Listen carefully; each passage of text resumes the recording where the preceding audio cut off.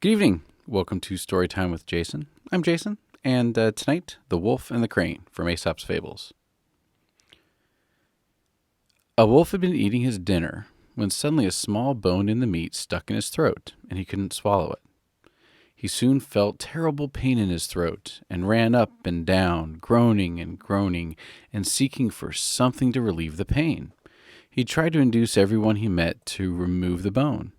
"I will give anything," he said, if you would take it out." At last the crane agreed to try, and told the wolf to lie down on his side and open his jaws as wide as he could.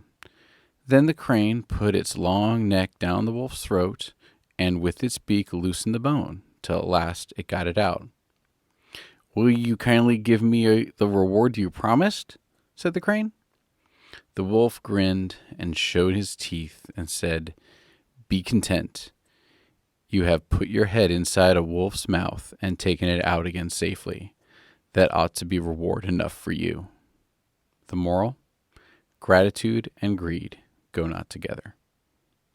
Good night.